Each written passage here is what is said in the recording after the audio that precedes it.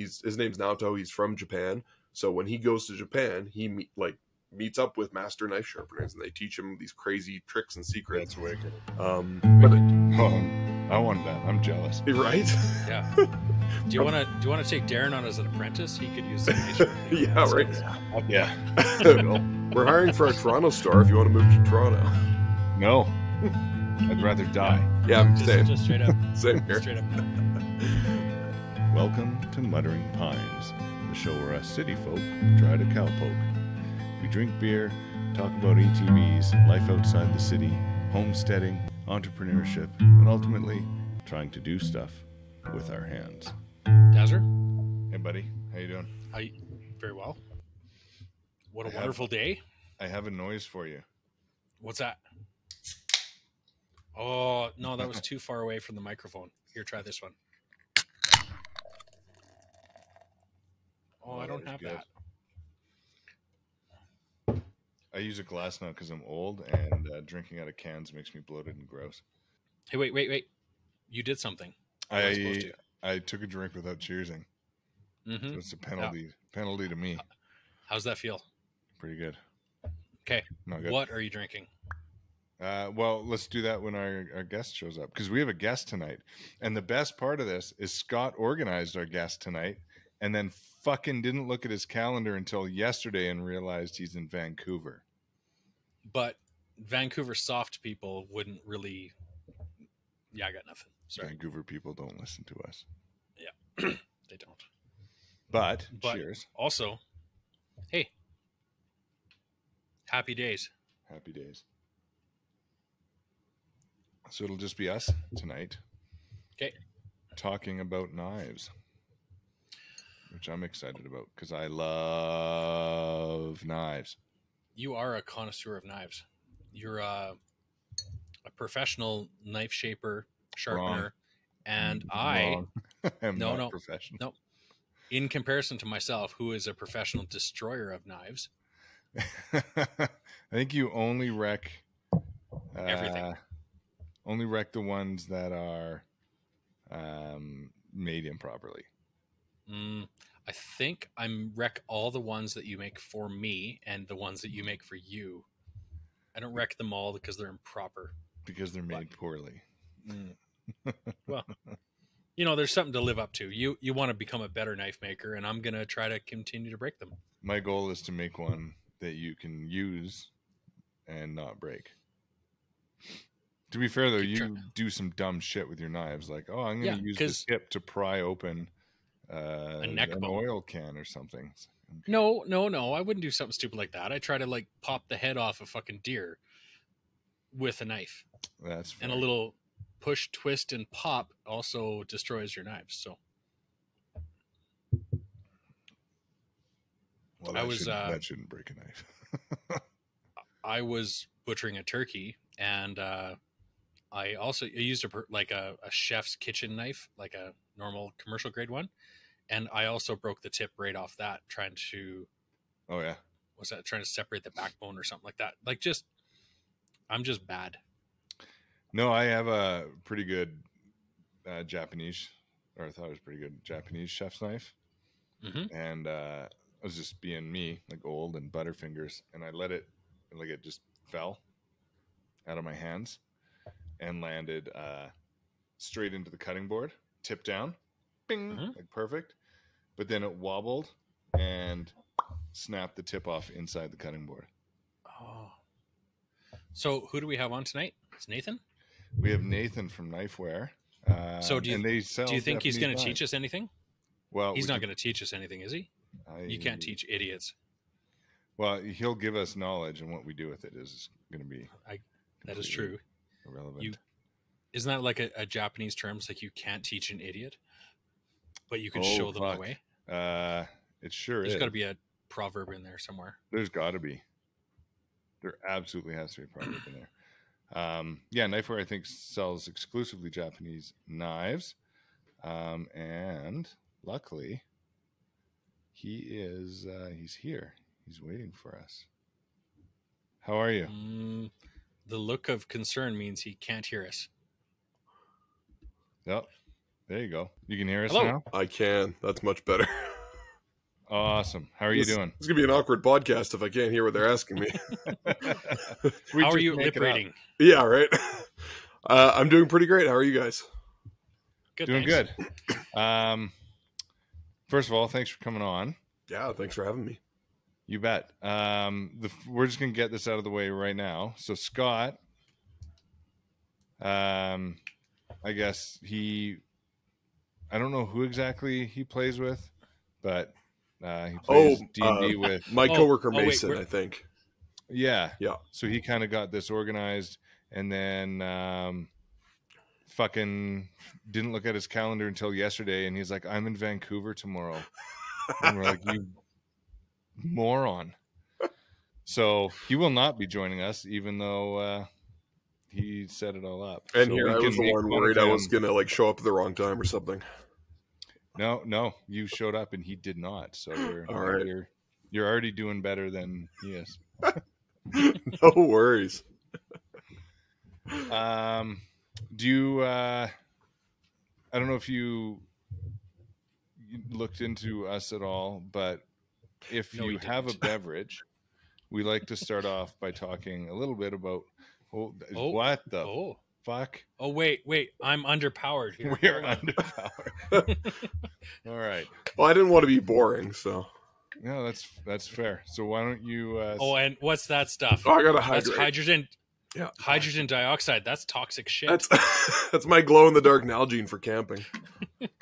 I forgot I was going to bring water too. Yeah. I brought this much, so I'm not doing very good. Oh, yeah. There you go. That's all right. So what are you drinking, Nathan? So I have got. Is my volume level okay? Perfect. Oh yeah, you're good. Awesome. I've got some homebrew cider. I got into homebrewing a couple years ago, so cider's just easy. So I make a lot of that. And then what we're gonna get into ABV that on that? Like 7-ish. Shit, I'm kind of lazy with the measurements, so I don't measure every batch, but I just kind of go, this looks about right, and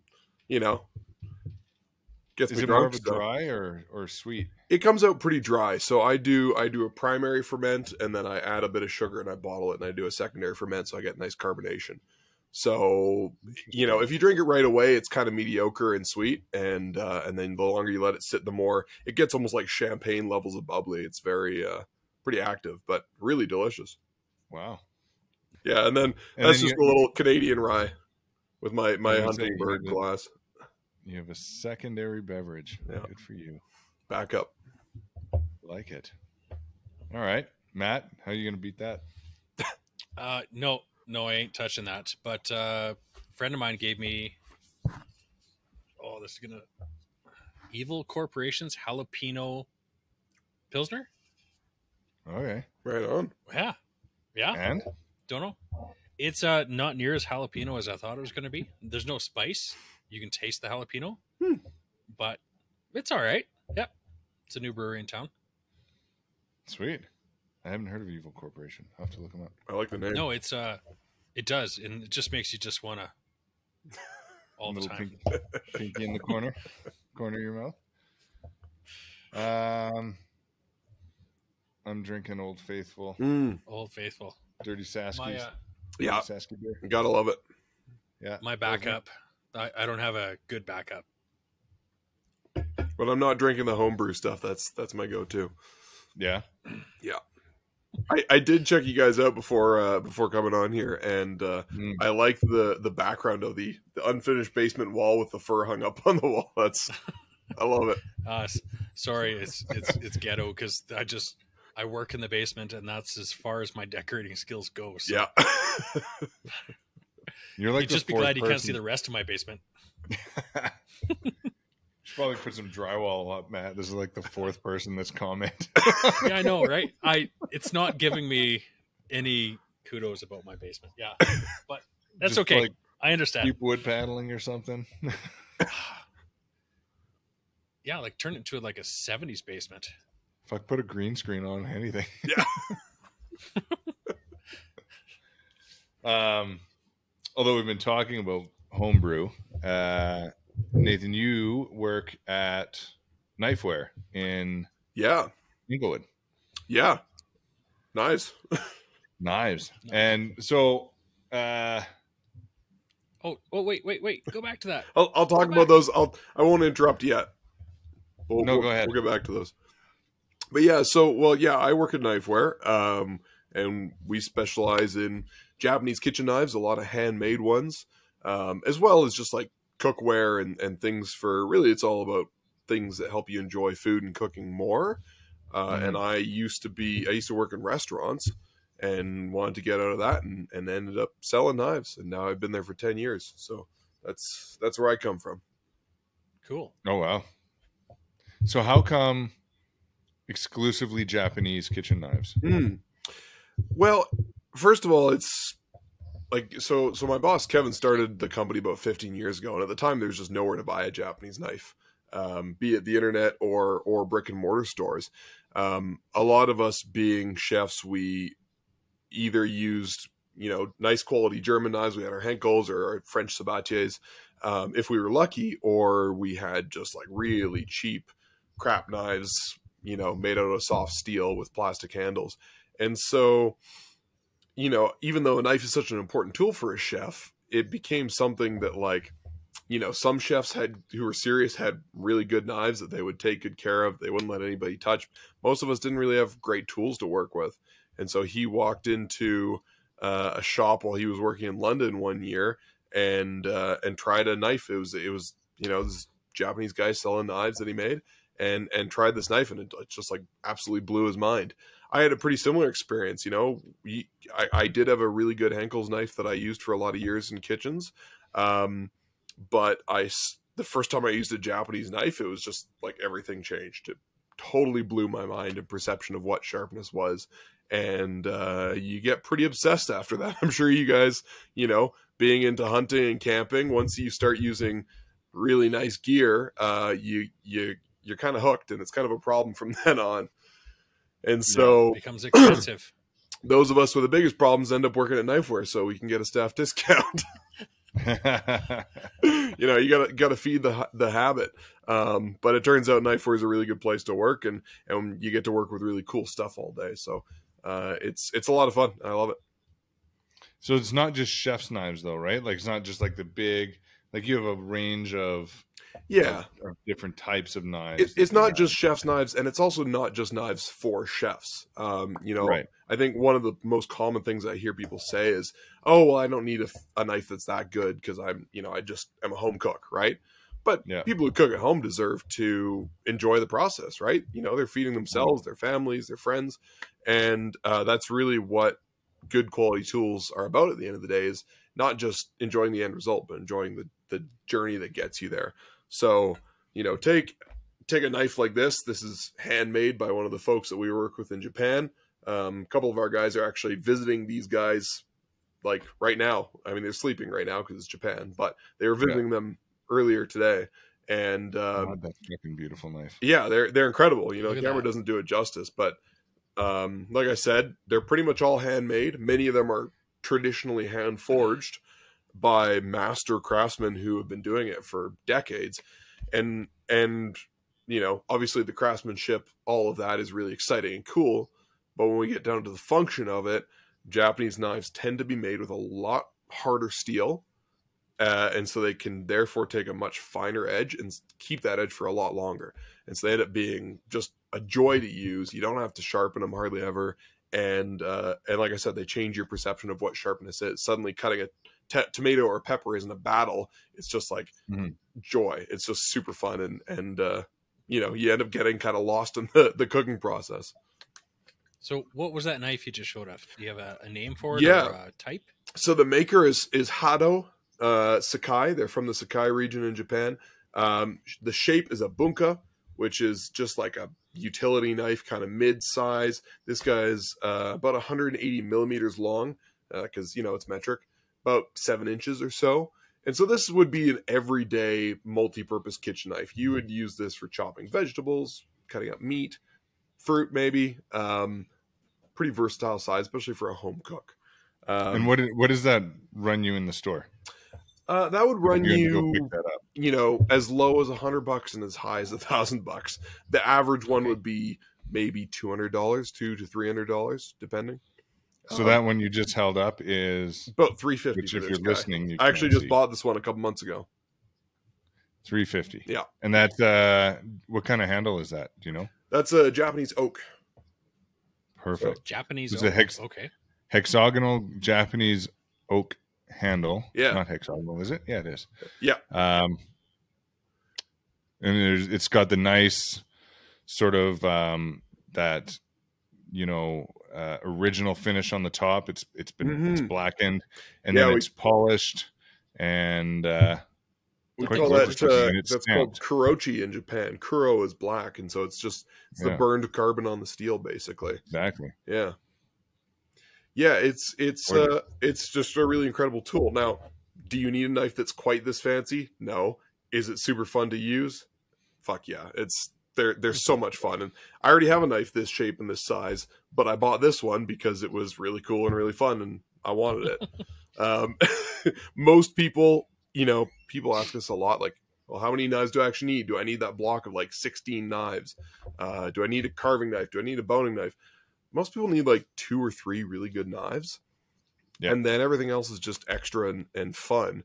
If you do get into, butchering animals or, doing really specialized jobs, then you can use different knife shapes. But most home cooks need a couple of good knives and they'll be happy. So here's a question for you. When you see butchers, right? Mm-hmm. Like they have their special boning knife and their long, whatever the long ones are. The scimitar. Pretty much, yeah. Now, are there Japanese versions of butcher knives? Totally. So the interesting thing that we've been selling Japanese knives for 15 years. And when we first started doing business in Japan, more of the knife shapes that we saw were Japanese style. So Japanese cooking's different. The animals that are native to Japan are different. So the knives that they use are different, right? Yeah. In recent years, we've seen more companies making stuff that appeals to Western chefs because the market for Japanese knives has grown. So nowadays, there are Japanese versions of a flexible boning knife or, like that longer knife, sometimes called a breaking knife or a scimitar for butchers, or cleavers to cut through bone, right? Mm. Whereas most of those shapes wouldn't be very traditional. You'd see something called a deba, which is like a thick, pointy blade for filleting fish. You think about like the flexible, Scandinavian knives we use for filleting fish. In Japan, they're totally different. They are like a wedge shape and they're super, super thick. That's because Japanese steel is a lot harder. So if you try to cut a bone, it's going to chip if your steel isn't thick. So they were just engineered super differently. These days, we do see stuff that's a lot more like Western knives, but still maintaining a lot of that Japanese craftsmanship and spirit. It's cool to see more of that fusion kind of come through as the East meets West more. Totally. That's crazy. It's really fun. Like our as a company, we go to Japan about twice a year and we hang out with these people and get to know them and make friends and have dinner and get drunk but also tell them about our customers. Like, hey, what do Western chefs like? What do Western home cooks like? What do Japanese home cooks or Japanese chefs like that Western people might not know about and might enjoy? So it's been really cool seeing this cross-pollination of cultures and ideas. It's pretty awesome. That's wicked. Our friend Alan is he was a chef in Ireland. Nice. So he's got fish and chips. That's England. Oh my God, he'd fucking kill you. That's the oppressors, Matt. The oppressors I was going to say deep fried Mars bars, but that's Scottish. Yeah. Everything. So the other stuff. Yeah. Oh, right? Whiskey. Yeah. Whiskey and Guinness. So they don't really actually need to cook anything, really. But yeah, he nerds out over knives, and he was just telling me he found some guy on eBay that's selling like old Japanese knives, and then like for dirt cheap, and then just clean them up, sharpen them yourself, and they're like perfectly fine. Totally, like they're like rusted or whatever. So you just you know, CLR wire brush, Yeah. polish it up, whatever, Yeah. and maybe just give it a quick refinish, and then they're like, obviously, like a Japanese knife doesn't really lose its integrity. No, I mean, unless it's totally good steel rusted is to good shit. steel, and as long as it doesn't rust away entirely, like you can bring Yeah. it back from the dead and make it cut really well again. Totally. So, yeah, That's super anyway, cool. he might listen to this one. He might not. He might be dead again. No, as soon as he hears my Scottish comment, he's gonna. He's gonna fucking tell me. We do get people bringing in like their grandfather's carving knife or their great grandfather's bayonet or something to get cleaned up and restored, and it's pretty And that's cool something when we do get to hear those stories. And that's something you guys do is you'll sharpen and clean up and restore. Yeah. I mean, we have limited abilities. Like we can't totally, if something's totally destroyed, we can't necessarily replace it, but we've fixed some pretty gnarly stuff. One of the things that people don't realize at first about Japanese knives, maybe because they've seen one too many Ginsu commercials, is that Japanese knives can chip somewhat easily. The harder steel. Think about glass. Glass is really hard, but it can break easily. Japanese steel is similar in the sense that it's much harder, so it keeps an edge way longer and gets a lot sharper, but is more fragile. And there's things that makers do to prevent it breaking too easily, so they're not going to fall apart if you look at them. But if you try to cut a bone with a Japanese knife, it will chip. The good thing is we can fix that super easily. So we do get knives that are chipped semi-regularly to repair. We get knives that are rusted. Sometimes somebody's dog got a hold of the handle and chewed it up, and we have to fix that. So we've done some pretty wild stuff over the years. See, Matt, even the best blades chip and break. Oh. Yeah. Do you have a story? So you missed our banter just before you got on, where Darren is a avid blacksmith in his garage, and he's made me a couple knives where I have proceeded to break them all as well as his, and I'll straight crack them in half. And so you've inflated his ego saying he's making such good knives. They're so strong and they're so hard that I'm using it wrong. So thank you for that. It's the right tool for the job sort of situation. Now, there are things, I know nothing about your friend. You can heat treat a knife wrong. You can overheat it or underheat it or whatever, so that it is too fragile and it does break easily. But I'm sure you know about that. Yeah. Well, I know about it. I'm not sure if he does. I'm figuring it out, right? but it really is right tool for the job, right? Like, so here's another knife we'll show off. This isn't one we sell, but I thought you guys would appreciate this guy. Yep. Yeah. This is my buddy Chris Green, who's a knife maker as well. Made this. And awesome. This is made from, I think, W1 steel. Okay. And so he tests his knives by whacking a 2x4 to pieces with it, because he's making like literally bushwhacking knives, right? That are meant to, like, you could cut a pig in half with it and it wouldn't break. But if I did that with this knife would snap in half, no problem, because it's not made for whacking through 2x4s. It's made through slicing tomatoes and raw salmon and delicate things like that. So I make kitchen knives, Matt, I guess. It is. Yeah. So we need to start talking about what kind of Japanese knife can we get for a butcher knife, a hunting knife. Do you guys sell or make something like that? Yeah, I mean, there's a pretty solid hunting culture in Japan, and so there are makers that specialize in hunting knives. And now when it comes to butcher knives, things that are a little more kitchen centric, we sell those at Knifewear. So we sell like the traditional boning knife, and we sell a few blades that are for deboning animals that are more Japanese style. But we have a sister brand with a store in Calgary called Kent of Inglewood, where we sell stuff that is more focused towards the outdoors. So hunting, camping, fishing, bushcrafting, etc. We sell a lot of these Scandinavian knives you might have seen. Hele. Yep. We sell Mora, we sell Buck, we sell knives from my buddy Chris, like local blacksmiths, and then we sell Japanese hunting knives as well. So And there is a Japanese hunting knife. totally, yeah. But So do they just use a different steel in that aspect, or do you know, yes or? and no. I mean, and this is actually sometimes a problem we run into with Western hunters who are used to steels that are not quite as hard.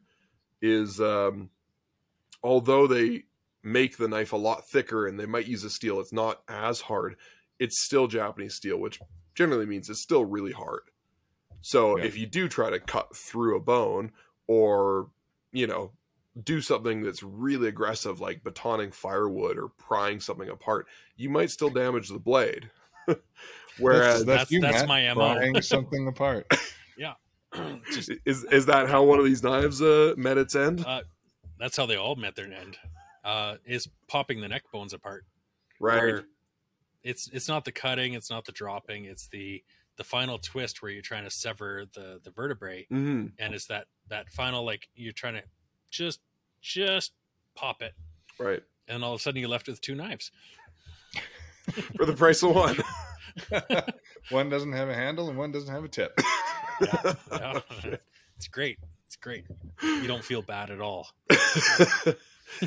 And that's a matter of like right tool for the job, right? Like that's a job for a softer steel. Whereas for me, like if it's a matter of just cutting through meat or taking meat off of a bone, then I'm going to use a harder steel. But Totally. to each their own. Well, the number of blades I've wrecked, I shouldn't actually be left to my own accord. So we'll just. I think you should just stop giving you knives. That's true. That's totally true. And I'll learn one day. the last knife he gave me, I've not touched because I'm terrified of breaking it. It's in its sheath. It's in a safe spot, and it's a decoration almost. It's funny. We get a lot of customers or folks walking in off the street that see a knife that's handmade, that's beautiful, and they go, "Oh, I'd never use that. It's too nice to use." Yeah. And I think that's always an interesting sentiment, because I'm a fan of like I have this beautiful knife that I paid my buddy a lot of money for, but it's covered in patina. Like the steel's oxidized like crazy. I've rusted it at times.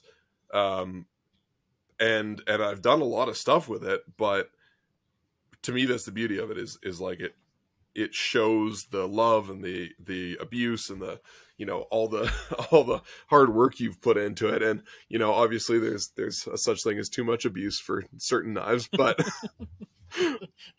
but I like that, like if you know the limits of a tool, I think it is important to use it in, and it's a shame not to. Totally.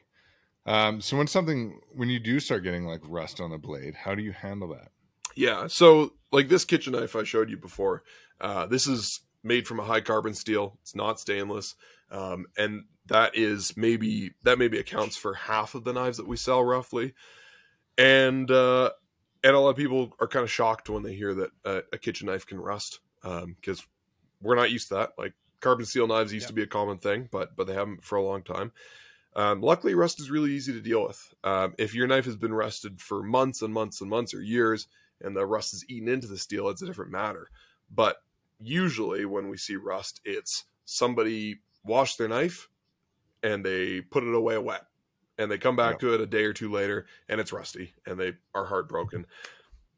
And it's just a matter of gently scrubbing it off. I usually recommend like Barkeeper's Friend is a great compound. Oh yeah. It's a few bucks. We sell it. Canadian Tire sells it. It removes rust, but it doesn't scratch up your knife. If you have a really beautifully polished knife, you don't want to buff the rust off with sandpaper because it's going to destroy the finish on your knife. So I usually recommend Barkeeper's Friend, or even a bit of baking soda, a little bit of water, and a paste, and use that. And it works great. Is Scotch-Brite too aggressive? The green Scotch-Brite stuff? I've definitely used that before. If you have a knife that's really like, the maker of this guy spent a lot of time getting this finish nice and smooth and polished on the blade. It's not a mere polish, but it's quite smooth. So if I used a Scotch-Brite, I'd see it afterwards. Like it'd be all scuffed up. And so I like to use something pretty gentle if the rust isn't that bad. If the rust is bad, then you kind of have to get in and refinish it and do the whole surface. What about a 40 like 40 steel wool? Because you can use that on glass technically. Really? That's super fine, eh? I don't know, man. I'm gonna have to go buy some and find out. Okay. Yeah. You can also light your own fire in your backyard with it, apparently. Yeah. Nice. Yeah. Touch a 9-volt battery to it, and it just starts to Oh, that's handy. Yeah. like tinder up on you. Nice. Yeah, it's pretty cool. I'm a big fan of the dryer lint, but I'm gonna have to try that out. Yeah. Wrap dryer lint in that, and then Oh yeah. touch it to a 9-volt, and you got fire starter. Right on. Yeah, you can burn your neighborhood down. Yeah. Didn't hear it here. No, nobody heard it here, so that's fine. Yeah, I made myself a chef's knife, and because it's not stainless, that's exactly it. Like when I wash it, I use paper towel because tea towels don't work to dry anything worth a damn. Yeah. Make sure it's all off, and then I put a little bit of olive oil on them, and I rub it on much like you would a cast iron pan. Totally. And I find that helps protect against any sort of any rust. So keeping your knives oiled. So oil it and throw it in the sheath, I think, is probably good if you've got a sheath. If not, put it in the drawer oiled. Totally. Yeah, and I mean, over time, the cool thing about carbon steel is and really what I love about it is it builds that patina over time, and it discolors, and it gets like that grayish or brown or dark, dark, almost black color. And to me, like, some people aren't a fan of it, I guess, but I'm a huge fan because it shows what you've cooked with your knife or what you've cut with your knife. And it shows the love and the work you've done with it. Yeah, it's like a real knife, not like a show knife. Yeah. I'm not. I have to admit, I'm not a fan of show knives. It's we have customers who are collectors, and I appreciate them and I respect them. But I'm a use it kind of person. It's got no. There's no point if you can't cut something with it. It's like a truck. When you see like someone's truck in like a 5 or 6 year old truck in brand new condition, you're like, you've never used that as a truck. Yeah, that's never been trucked before. Yeah, might as well buy a smart car. Exactly. Is that why your truck looks so punished there, Northcott? Yep. Because I use it for trucking, and when it's dirty, my kids draw on it, so that helps. Yeah. Sometimes my wife takes the handle off trying to get through the gate. Just little too sharp. All trucking. Yeah. Scott wanted to talk about a topic, but since he's not here, we can make fun of him. How about we just ignore his topic? How about we talk about his topic and then not address it, just to bug him? Pretty much. I honestly think it's going to be like a 2-second answer. So his question is, without electricity, so Scott's putting solar in at his cabin, so this is why he's asking, cool. He's never gonna have fucking power, electricity up there, not with solar. He wants to know how July. It's pretty sunny in Alberta. July. That's true. But he's also got like other appliances, so this thing is how do you groom yourself when you don't have an electric tool? Yeah. And my answer is you don't. That's why mountain men, look at us. We all look the fucking same. You don't groom yourself. You have long hair and a beard. Yeah. And that's the end of it. Oh, come on. Don't talk about me like that. If you could, you would. Yeah, I would. So that's my answer is you don't. That's why mountain men look like mountain men. Yeah. So the store that sells the hunting knives, Ken of Inglewood, we also sell shaving gear. In fact, that's how we started. And so, really, so we sell traditional shaving gear, actually. So if we're talking pre-electric, I've personally never used an electric razor, so I don't know how well they work or don't work. But we sell straight razors and safety razors, and basically people who think that shaving sucks, but they still have to shave for one reason or another. Right. And so we sell things like this, like, your grandpa's razor, because if you are going to use a razor, you might as well use one that doesn't cost a shitload of money, doesn't produce a bunch of plastic, and actually gives you a good shave. And yes, and so that's like, I trim my neck. Sometimes I do a clean shave. I prefer not to, but I shave here, and I use a safety razor. It's one blade. It doesn't fuck up your skin. Gives you a really close cut. Blades are 20 to 50 cents a piece, not multiple dollars, and it's just a little piece of steel and a piece of paper, so there's no plastic. And so a lot of people have gone over to that for shaving their face, legs, armpits, anything, because it's just better. I am so when I was shaving, I switched over to that safety razor, and I could not believe how better of a shave it was and how cheap it was. You source the double-edged blades anywhere. Yeah. You can get a box of 50 for, I think I was doing 50 for $20 or something. Yeah. So relatively cheap, pennies per shave. And it was way better than a Gillette Mach 3, which was like, I could burn through one in a couple days for, what are they, $5 or something for a fucking blade. It was driving me nuts. I adore those safety razors, and I wish they were more prominent in like the whatever the shaving mafia, the Gillette and people would just go away, because a single knife cuts your face better than 3, 4, 5. Whatever well, because they're not super sharp, and so all they do is kind of scrape up your skin and pull on your beard and irritate. Yeah, and you're like, oh no, it's not quite as sharp as the first second. I better throw it away. Right? Yeah. Totally. I used to use not the safety ones, but like the Mach 3s and whatever, and it just like my skin was just fucking terrible, so I just stopped. Yeah, I think that's a big draw towards people like men having beards now, is the bullshit that we went through for so many years with the propaganda of razors. Or just I hated it. The 5 o'clock shadow. Like you can get an electric razor, electric beard trimmer that doesn't go all the way. You just do it, and then it's just like your 5 o'clock shadow all the time. Yeah. And nobody cares anymore if you look right. No. Like it's not 1960s Mad Men where you have to have a smooth cut to be taken seriously. It's just like no one really gives a shit anymore. Yeah, I mean, I think that's so awesome that we've come that far in that regard. Like, it doesn't really matter what you look like, and it doesn't really matter what profession you're in. You can have a beard, you can grow your hair out, you can clean shave. It doesn't, like, do whatever you want. Nobody cares. Again, with the hair comment, jeez, that hurts. Why don't you grow your hair already? Oh, I tried to. It's just going down the wrong spot. It's true though. You can pretty much like get any job, no matter what you look like. It as long as you're a white male. Yeah. No, obviously. No. Obviously. Better cut that one. Hard truths. All right, so safety razor, Scott. There you go.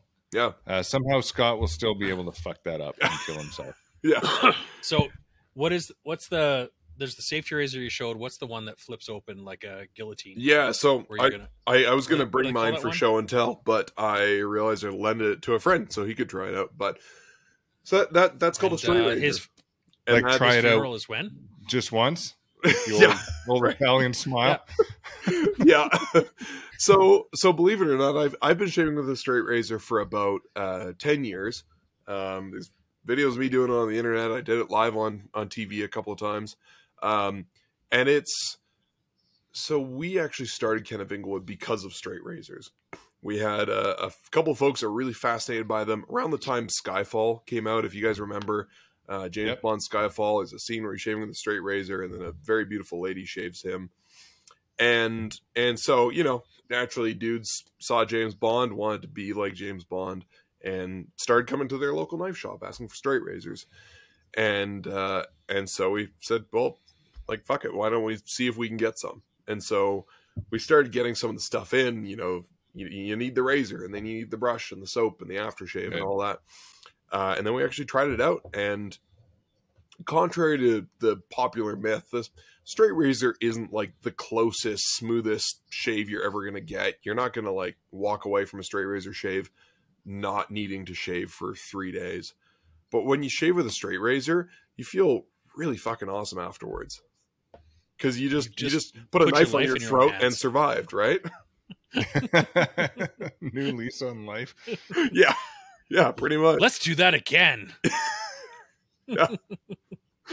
Yeah, but So the straight razor is what they call the flip open one. yeah, and it's Okay. for a while we had a lot of folks coming to us like saying, "Oh, I heard straight razors is the best shave you can possibly get." But what it ends up being is just a hobby for a lot of people. It's just like knives or guns or anything. Like it's a thing you can learn to sharpen when you just need something to do quiet in the evening. You can learn this art and kind of perfect it and it's really cool. Like I really enjoy the process of straight razor shaving. I do it on special occasions, like if I'm going to somebody's wedding and I want to look great and I want to feel great, shave with my straight razor. But most of the time I use my safety razor because it's 10 times faster and it's cheap and easy to maintain and gives me a great shave. Fair enough. Yeah. You mentioned sharpening though, so not just straight razors, but like even if you have like your fancy Japanese knife or just your regular, single Henkel knife that you got from Zeller's back when that was a thing and now is a thing again. Yeah. What is like the one thing, like what is the best way to keep your knives sharp at home, I guess? Yeah. So, I mean, obviously there's a lot of different, especially these days, a lot of different gadgets and sharpening tools you can use. We're big fans of the traditional whetstone. We've all seen our grandfathers using them. You guys might like, Darren, I know you make knives, you might use whetstones.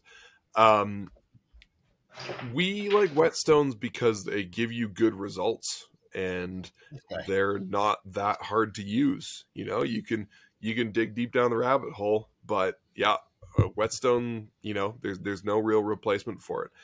So when we're talking about sharpening a knife, like Japanese kitchen knife, for example, because that's what we talk about a lot, you can use sanders or fancy sharpening gadgets or those pull-through sharpeners. But most of the easy solutions are really bad for your knives, be it the diamond rods or the pull-through sharpeners. They tend to remove too much steel, not give you a very good end result. Whereas something like a sander or a grinder or an electric sharpener, those tend to require a lot more skill. I find for me a whetstone's a happy medium where it's fairly easy to get a decent serviceable edge, and with practice you can get a really incredible edge. You can also do things like thin out your knife. So not to get too nerdy on you guys, but when you cut into food, obviously the very edge of your knife is what's doing the initial cutting, like getting through the skin of a tomato or a pepper. But as the knife follows through, especially on denser foods like a potato, the rest of the knife is going to affect how the cut goes. So if you have a nice sharp edge, but the rest of the knife is really thick like an axe, it's going to split when you cut like a potato.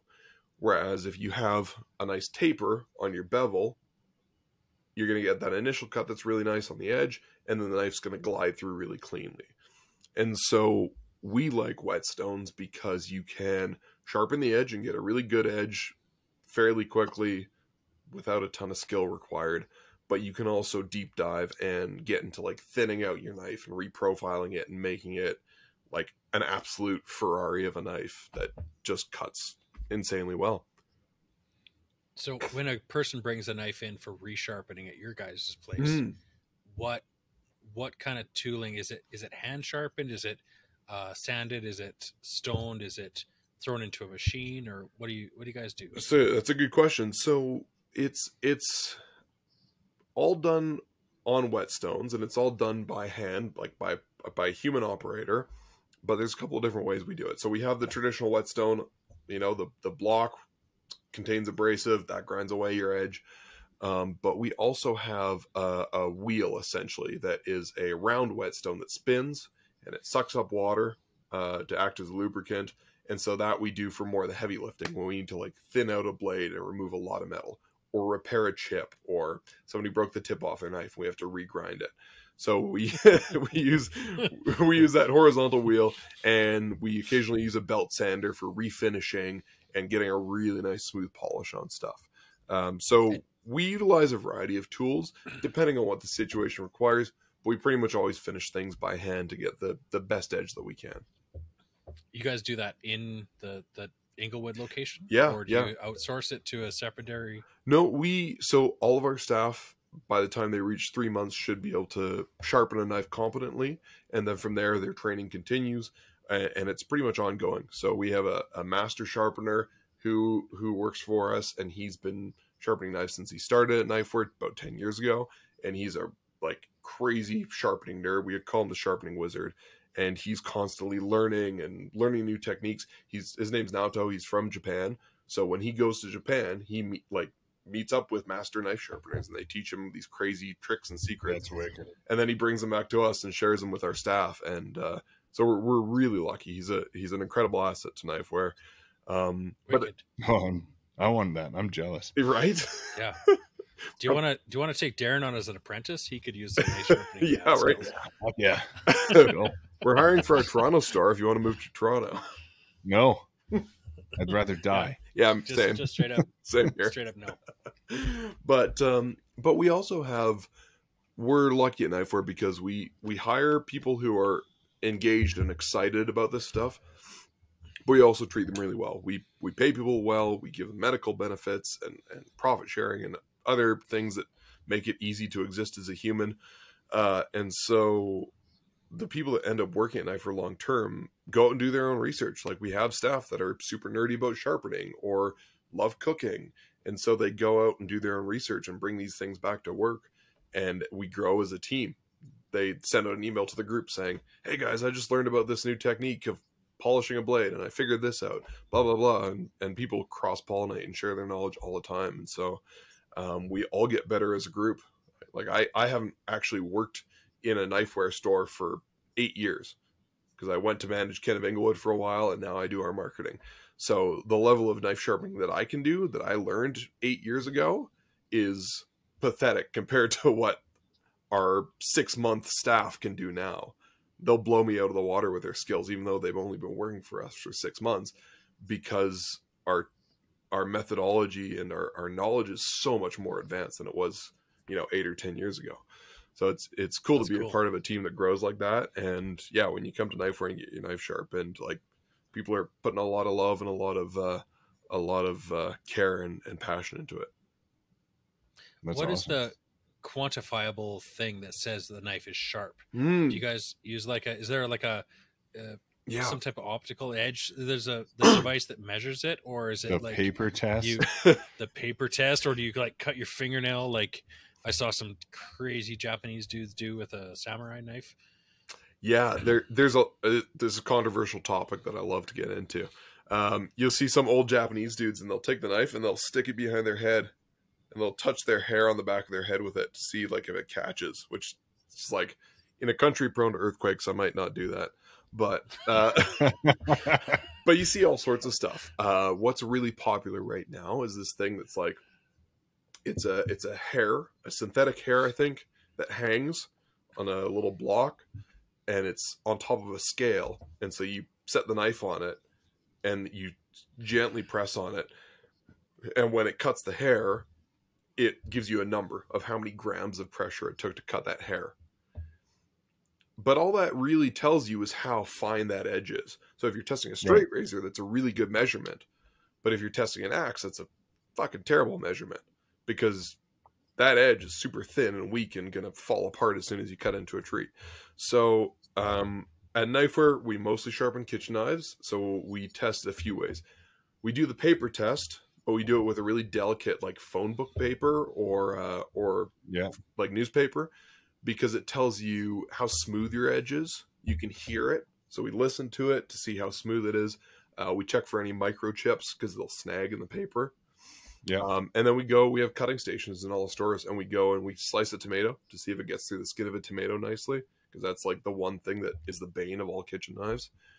And then we go and we cut a carrot or a potato that's really dense. But Alan would say, that's why you use a fucking serrated knife. Don't try and cut tomatoes with your kitchen knife. There's no point. That's why there's serrated knives. Well, Alan needs better kitchen knives. Oh yeah, he does. Oh yeah. Alan, he needs to come get it sharpened, I think. Yeah, totally. Yeah, he's got go some make your nice fish and chips with them. I mean, he's got a point. Like a serrated knife is a great tool for certain jobs because it's a tough edge. When you have those big serrations, that's a really strong edge, and those are going to be sharp forever almost. If you look at the edge of a knife like this, it almost looks the same as a serrated knife, but way smaller. You have to look, you look under a microscope and you see like tiny little jagged teeth. Yeah. So it's the same thing, but those teeth are a lot smaller and a lot weaker. So they're going to dull faster than the giant serrations on a bread knife. But I prefer how smooth a good straight edge knife is compared to a serrated knife. But yeah, so we test smoothness, and then we test how it actually cuts food, because that's obviously important. If we're sharpening scissors, we ask that person, hey, are these hair scissors? Are they fabric scissors? Are they paper scissors? And then we test that thing. Like we trim a little bit of hair, or we cut a piece of paper, or we cut a piece of fabric. What if they're bobbit scissors? What if they're what? Bobbit scissors. Lorena Bobbits. Oh. I'm not sure. Meat scissors, we'll call them. Tallywhackers. Oh. I don't think we're allowed to sharpen them. That's good. So with your comment on the micro serrations of a sharp knife. Yeah.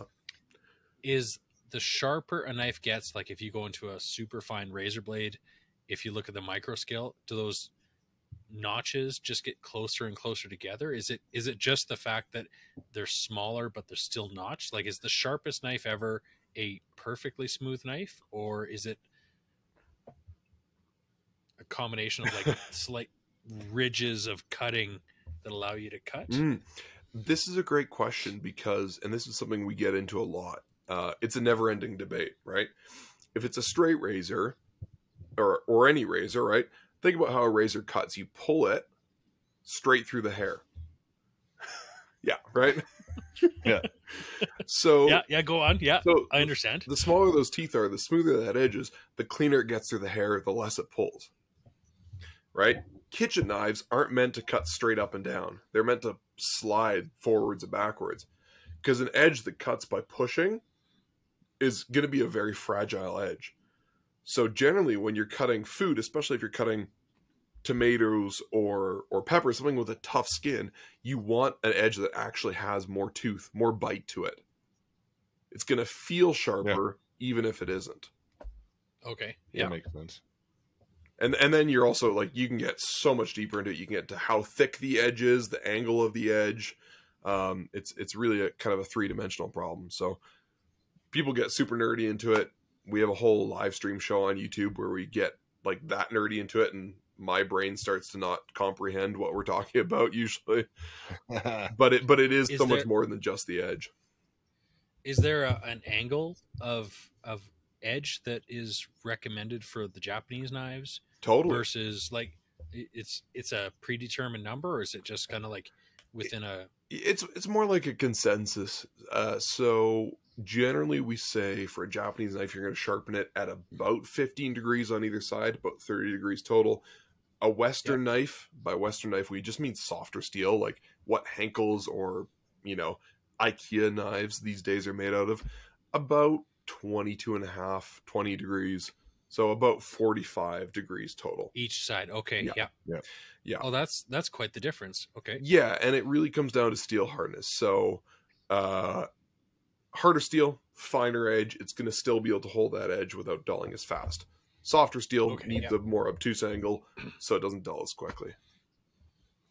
And so when you're sharpening, like at home, like that 22.5 degrees, which is like the ideal sharpening angle for most knives, right? Yeah.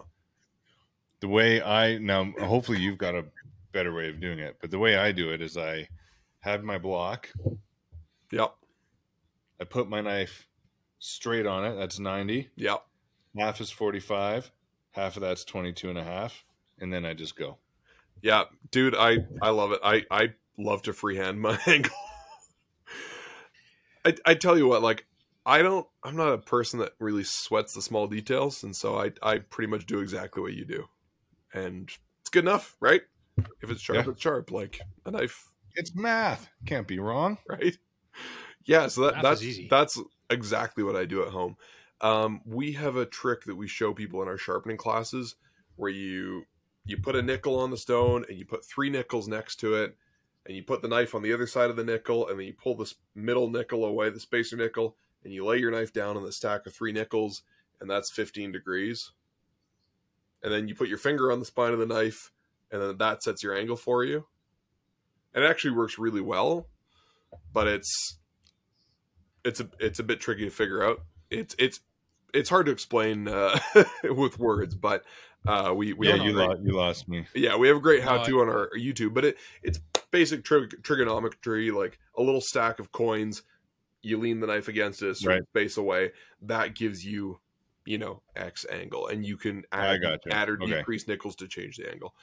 It's pretty straightforward. There's also angle guides. Like, we sell a clip that you stick on the back of the knife, and as long as your knife is roughly a certain height, it gives you a fairly consistent angle. And that's a great tool for beginners. Totally. That sounds... Yeah.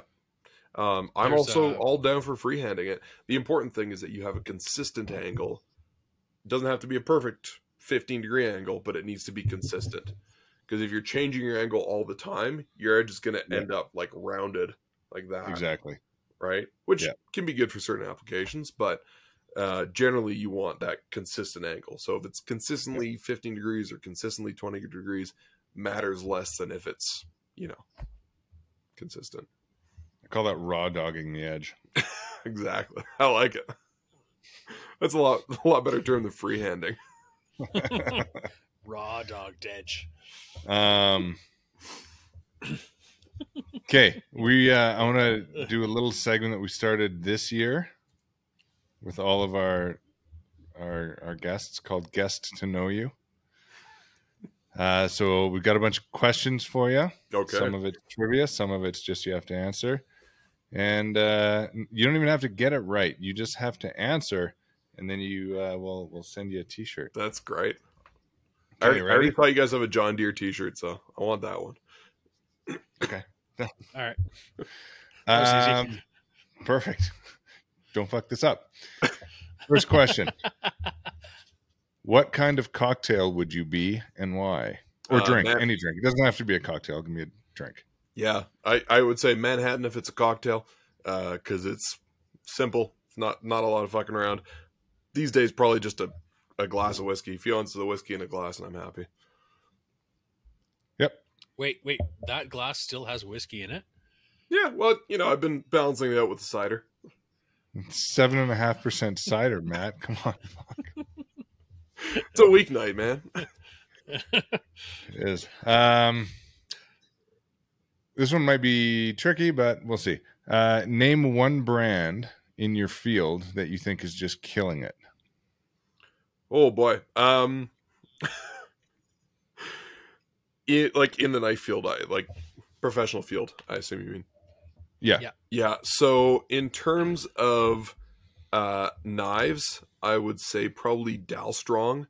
They're a pretty big brand, but they have a strong marketing team. They did a crossover knife collab with Call of Duty, which is just hilarious. Not really our style, but it's working because people keep mentioning them on TikTok, and I keep hearing about them. The other one is maybe the Tumbler knife sharpener. It's something that sets your angle for you, and it's a little like rolling whetstone. It's kind of weird, but I think as far as like a simple knife sharpening setup, we've actually ordered one to test out. I'm curious about it. Cool. I got cut off, but I was going to ask you about that. If that was a TikTok gimmick or a legitimate thing. Yes. looks like it works, but yeah. It works, but it won't. It's only one grit. It won't thin your knife, and it's very limited. I think it's great for people. Great for people who have any sort of dexterity issue. Like if you had to sharpen your knife and you've got Parkinson's, like fucking you sign me up. Like that would be the way to go. But if you have the time and money, honestly, it's the same price as a set of whetstones. So if you have the time and the patience and the ability, I would go whetstones over that. But it's a good like straightforward way to sharpen your knives. Cool. Okay. All right. A little bit of trivia-ish stuff. What is the difference between a broad axe and a felling axe? Right. So a felling axe is for felling trees, right? It's sort of a mid-width bit for cutting in sideways to trees. A broad axe is for carpentry, for like squaring off timbers, for, building shit. Generally, it's got a blade that comes down over your hand because you're kind of working in this sort of motion. Yep. Okay. He just schooled you. He didn't Nailed even have that to one. think twice about that. Nailed it. Did I mention we sell axes at Kenneth Inglewood? I went to an axe factory in Sweden about 8 years ago. It was pretty cool. Oh, that's cool. Wait. Okay, we're gonna pause that. We'll talk about that later. What? We'll put a pin in that. We'll come back to it. Yeah. Oh my god. Axes in Sweden. I missed that. Okay, yeah, sorry. Okay. What is a lodgepole and where do you find it? I think it's a part of a cabin, but that's that's as much as I know. It's a pine tree. Oh, okay. Yeah, like a lodgepole pine. Yeah. Yeah. Okay, I knew that. I thought, for some reason, I thought it was part of a construction of some thing. T-shirt's only going to have one sleeve now. Oh, god damn it. At least cut both off like riffraff or something. No. You got both right. You get a body and an arm. Okay, this one, if you listen to any of other episodes, you might get, so probably not. What does choochin mean? And use it in a sentence.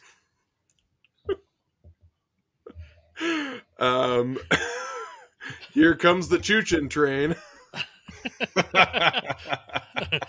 Honey, I'm home. I'll give you it. It really has no meaning. All right. I'm just thinking about feeding my 10-year-old daughter. Yeah. With a spoon. Pretty much. Yeah. Okay.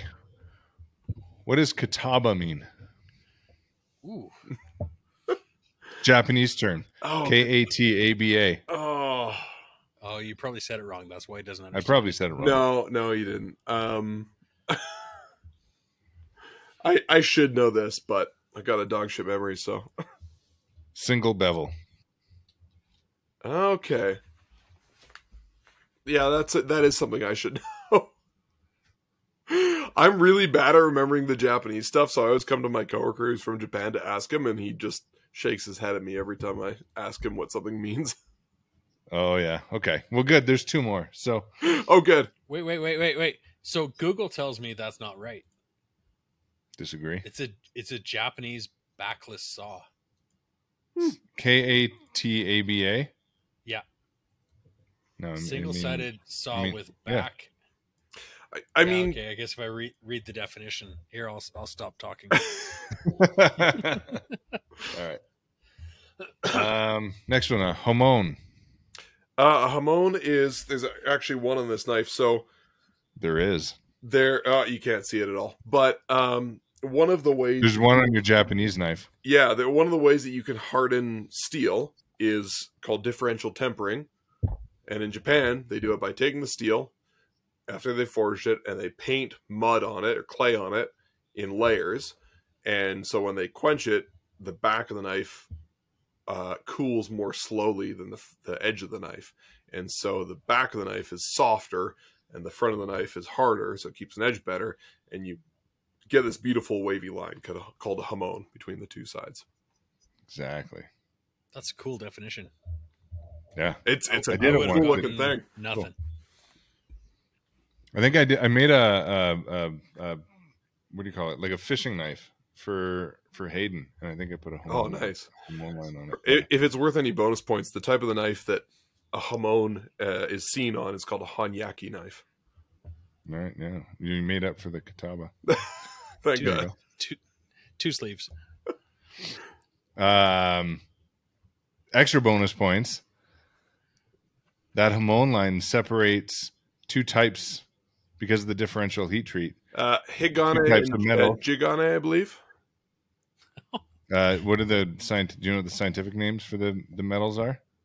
It was Japanese. Stupid. Austenite and martensite, something like that. Martensite and ferrite, yeah. Ferrite, right. Austenite is when you normalize your right, okay, your blade.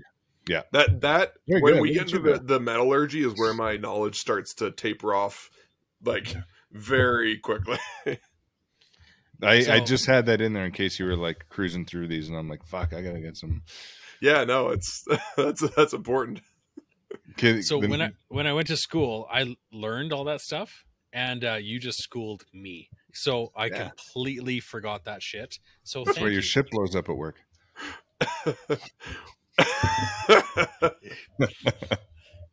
Yeah, it legitimately did. Yeah. So San Mai. Sanmai, san means 3, mai means layers, so it's 3-layer steel. That's how both these knives are made. So because Japanese steel is so hard and brittle, they laminate softer steel on either side as like I like to say it's like a security blanket for the knife. Protects That's what it you're from doing getting wrong, chipped or Darren. broken too easily. Exactly. Nice. Last one. What's a tang? Tang is the piece of steel that goes into the knife, so tapers off here. A lot of makers these days that make carbon steel blades weld on a piece of stainless steel that goes in the handle because moisture can get trapped in there and they don't want it to Right. rust. So you see a lot of carbon steel knives with stainless steel tangs. We also get a lot of people asking about full tang knives because back in the 80s and 90s, Henkel salesmen used to tell people that was the sign of a good knife. It's just more steel. So Yeah. is that true? Not really. No. If you're using the knife as a hammer, it's great because then the knife won't break. But if you're cutting, tomatoes and squash and food that humans eat, then it's not necessary. So what in a knife is a full tang versus a not full tang? So I can don't have show any you. full tang knives here, but picture like a German chef's knife. Darren, are you going to grab one?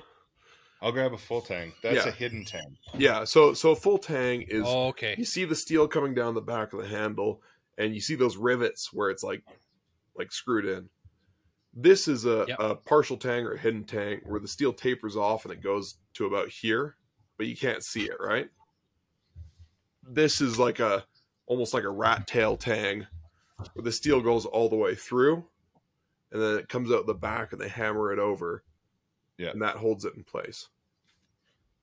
And Matt, mine is my knife. This is a full tang. So Oh, basically, the metal is shaped like the handle, and then you put your scales on to build the handle out. So we can use your knife as a hammer. Yep. That's my fault for giving you a bad definition. You just died. That's how he uses okay. them. That's okay. Yeah. Matt uses knives for screwdrivers, hammers, No, everything never. but knifing. No, always knifing. It just happens to be the wrong use, but always knifing.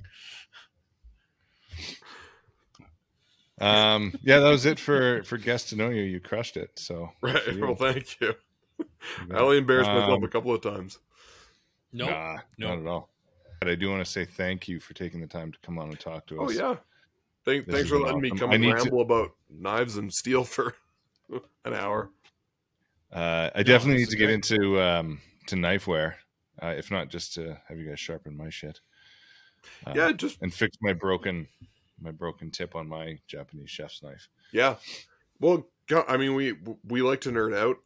We've got the assistant manager of our Calgary store, Colin, has done some knife making, and he likes to really get into like the steel types and the real deep dive stuff. So come and hang out and talk his ear off for an hour. I love it. Absolutely will.